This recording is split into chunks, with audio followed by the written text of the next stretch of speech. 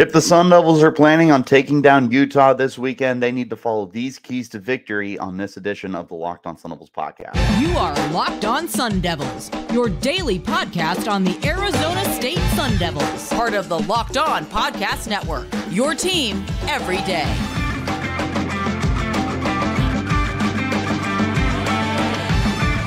Welcome back to the Locked On Sun Devils podcast, part of the Locked On Podcast Network, your team every day. My name is Richie Bradshaw, and I will be your guide for everything Arizona State Sun Devils. Thanks, as always, for tuning in. Wherever you get your podcast, hit like, subscribe, and turn on notifications so you get an update whenever we post new content. And, of course, you can stay in touch with that content by following me on Twitter. You can find me at RichieBrads36 and the podcast as well at LO_Sun Devils. Today's episode is brought to you by PrizePicks. Go to prizepicks.com/LockedOnCollege and use code LockedOnCollege for a first deposit match up to $100. Daily fantasy sports made easy. As the Sun Devils prepare to head up to Salt Lake City this weekend, they are in for a cold, physical game. Now, when I say cold, it is supposed to be 67 degrees with a low. I think I saw like 43 or something like that. So, in all actuality, it's not that cold, but playing Utah in 67 degrees in Utah compared to playing Utah 67 degrees in Tempe, very different atmosphere for multiple reasons. You know, for one, you're going up against Utah at home, right?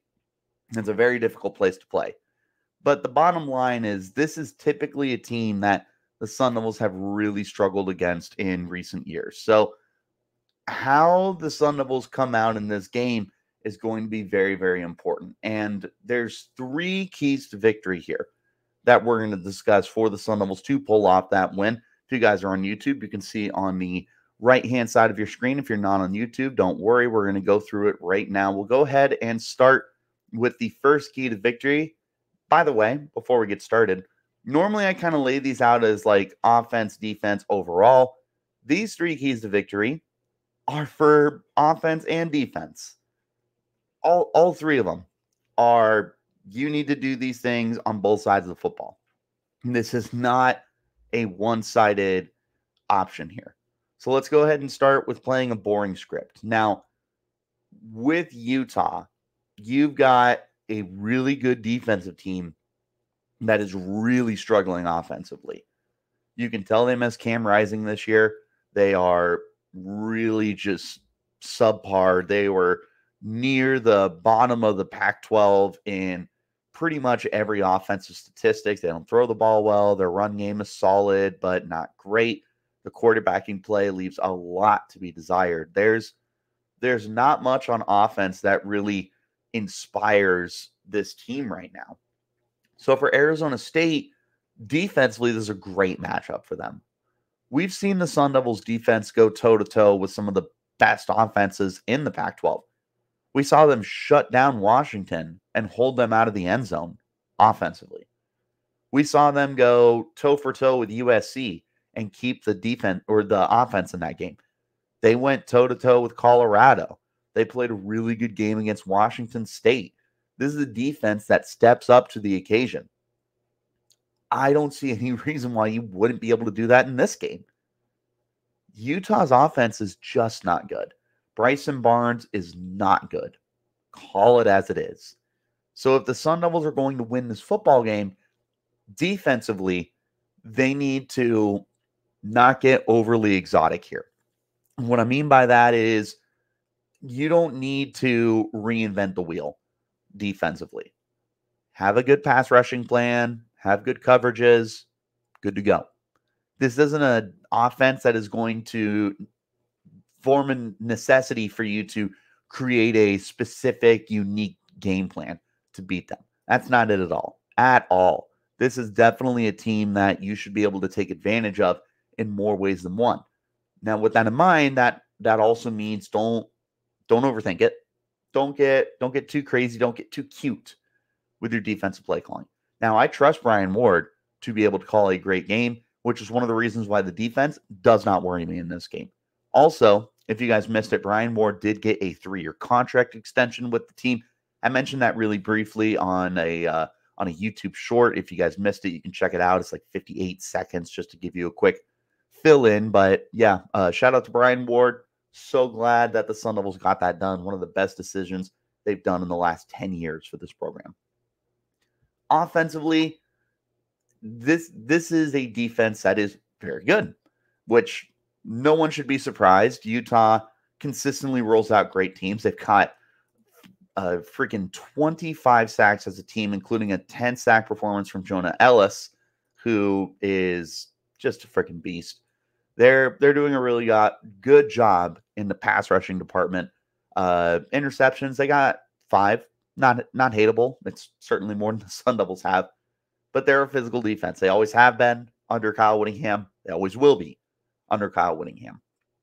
I don't see this as a defense that you're going to run all over like you did against Washington State. Just not that matchup.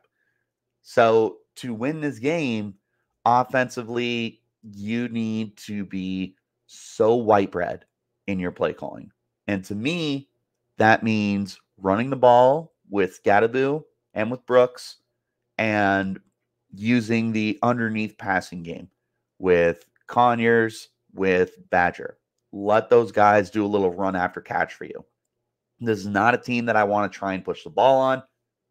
This is not a team that I feel comfortable getting exotic with. Similar to the defense, I don't want to see you get cute against Utah. I want to see you execute.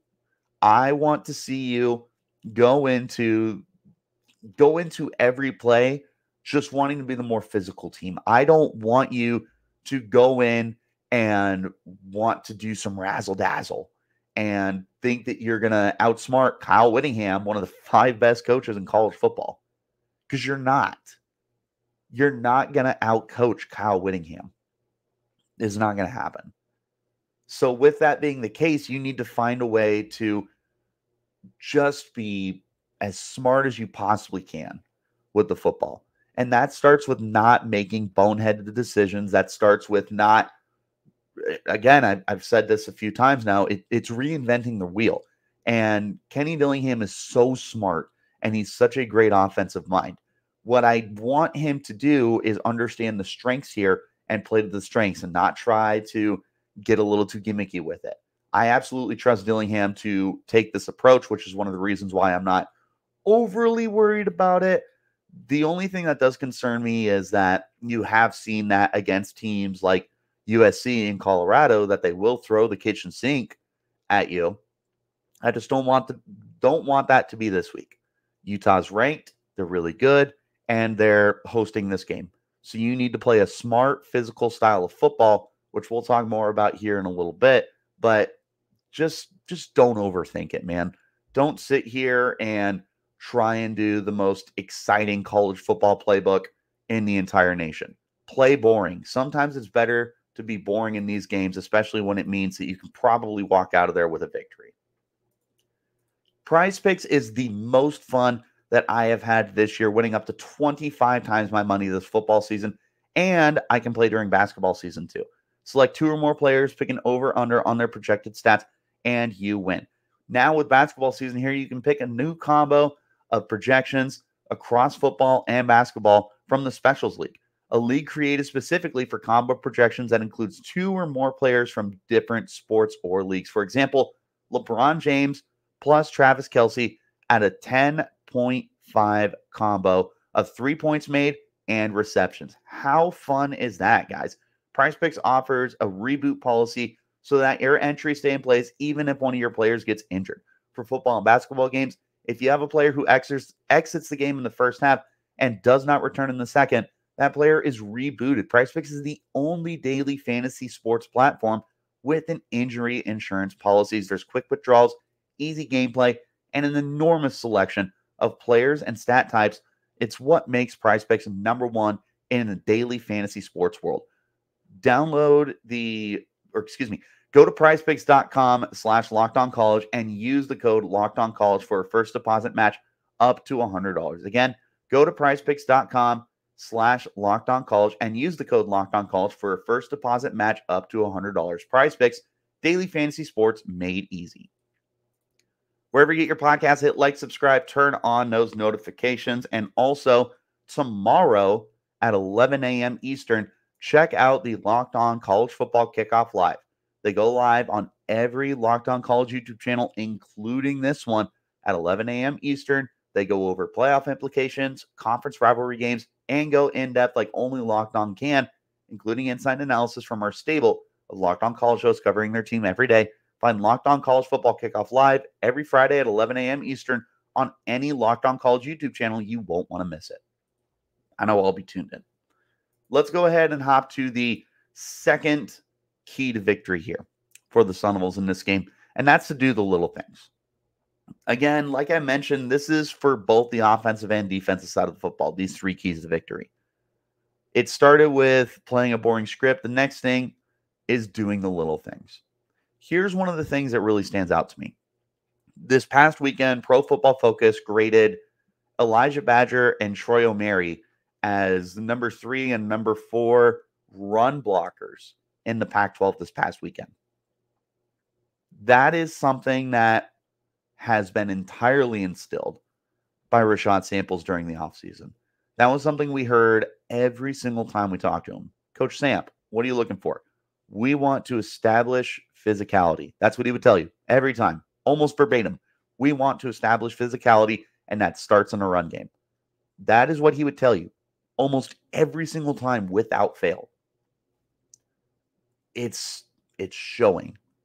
It is slowly but surely starting to show for the Sun Devils that this is a team that is interested in doing those little things. Because Samples would tell you, before we can worry about catching the football, we need to worry about this. We need to worry about this before we worry about scoring touchdowns. Before we make big plays, we got to do A, B, C, D. It's doing the little things. That's what we're seeing out of the receiver positions. You're going to need to see it from the entire offense, honestly. You need to see it from the offensive line because you're going up against a terrific pass rush. Like, they, again, 25 sacks this year, including Jonah Ellis's 10 sacks. That's terrifying. You need to find a way to, I won't even say mistake-free football, because I don't know if you get out of this game without turning the ball over. Like, it's an opportunistic defense. I just don't know how realistic that is. So I won't sit here and tell you, you can't turn the ball over, because you probably are. There's an offense that has been prone to turning the ball over, and this is a defense that is very good. One of the best in the Pac-12. Gonna happen.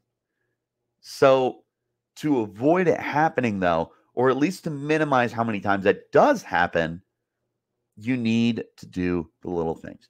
You need to have good pass protection and get your sets. You need to create the run lane so that you can run the football. You need your receivers and your tight ends to set their blocks. You need the quarterback to be able to navigate the field as a passer, somebody who can facilitate the game. That's what you need offensively. You just need to play smart. If you don't turn the ball over, you have such a great chance of winning this football game, especially when you consider Utah's offense turns the ball over a lot. It's going to come down to those extra possessions. But I again, maybe I'm just a little too cynical with this, but I don't see any way the Sun Devils come out of this game without turning the ball over. If they do turn the ball over, that's when we flip to the defensive side of the football. And that's when you talk about doing the little things. It starts with gap integrity. You need to understand that you need to manage your assignment. What has ASU been saying all year? What has Brian Ward said? What has Kenny Dillingham said? What has every single player on this team said? Do your 1/11th. Do your 1/11th. So do not worry what your other 10 teammates are doing. Do not worry about anybody except you. You need to make sure your assignment gets done at every play. Gap integrity. If you are supposed to man the A gap, then you man the A gap. If you are supposed to set the edge and hold the perimeter, then you set the edge and hold the perimeter. If you're supposed to be calling out the offense, call out the offense. If you've got the short coverage, maintain short coverage. If you got deep, head deep. If you're blitzing, then make sure that you're going where you need to go. This kind of goes back to the beginning too. Don't get too cute, don't get too cocky, don't get too exotic. Just do what you're supposed to do in this game. And this goes back to making sure that you're doing the little things. Doing the little things in this game is going to be what the difference is in the scoreboard and in the final. It's the team that's going to be executing at the top level that's going to win this game. It's not going to be about who has the flashier plays. You know, ASU might have 2 70-yard touchdowns. They might still lose the game 17-14 because they didn't do everything else right. That's the kind of game that you're going to be in for in this case. So you need to make sure that whatever you're doing, you're executing it at a high enough level so you don't have to worry about what happens when you do mess up, and setting your team behind the sticks, behind the chains, behind on the scoreboard. Do the little things right, because when you do the little things, everything starts to come together. You do those little things, those big plays that you're really hoping for are going to organically happen. They're just going to start working out in your favor. That's where you need to be in this game. Understand the game script. Understand that this is going to be a boring slugfest kind of game. And if you're going to end up pulling out the victory here, you need to make sure that you are doing those little things. I promise you, the little things are going to be what ends up being the biggest difference maker in the winner of this game. Got to talk to you about our friends over at FanDuel. Score early this NFL season with FanDuel, America's #1 sportsbook, because right now new customers get $150 in bonus bets with any winning $5 money line bet. That's $150 if your team wins. If you've been thinking about joining FanDuel, there's no better time to get in on the action. The app is easy to use. There's a wide variety of betting options, including spreads, player props, over-unders, and more. So visit FanDuel.com/lockedon and kick off the NFL season. FanDuel, official partner of the NFL. One more time, wherever you get your podcast, hit like, subscribe, turn on those notifications so you get an update whenever we post new content. We'll be coming back tomorrow, as always, to do our game preview, including the offense, defense, players to know, bold predictions, and a final score, which may or may not be in the Sun Devils' favor. I'm feeling pretty good about ASU right now, I'm not going to lie, but you know, I normally do feel good about ASU, but we'll cross that bridge when we get to it. Let's go ahead and talk about the final key to victory here, and that's staying physical. I've mentioned it in both of the keys to victory, and we're going to echo it here. Utah is one of the most physically abusing teams in the nation, not just the Pac-12. This is one of the teams that is just going to pummel you if you allow them to. If you let them do it, they will absolutely beat you up in this game. And they do it clean. I can't remember the last time I saw a big brawl in a Utah game. You want to know why? Because those guys know how to speak with their pads. Not with their mouths, with their pads. They're going to hit you. They're going to hit you hard. Doesn't matter offense or defense. Those offensive linemen are looking to leave you bruised and put you in the turf. Defensively, they're headhunting, but they're not dirty. No. They're just interested in beating you down. That is the kind of team that you're running into right now. A team that is so intent on absolutely dominating you. Offensively, defensively, mentality-wise. These guys want to get in your heads, and they do it with a physical brand of football. And the Sun Devils are going to need to match that. In the Herm Edwards era, I can't think of very many teams that played super physical. And it's not for a lack of talent. Like Jermaine Lole and Tyler Johnson and Merlin Robertson had physical mentalities. But the defense as a whole wasn't structured to play that same way. Whether it was Antonio Pierce, whether it was, oh God, I can't even remember who our defensive coordinator was last year. That's how bad it was. I want to say it was Donnie Henderson, but I know he was with the Cardinals. I don't remember. It was bad. Point is, you're not playing with the kind of physicality And that's changing this year.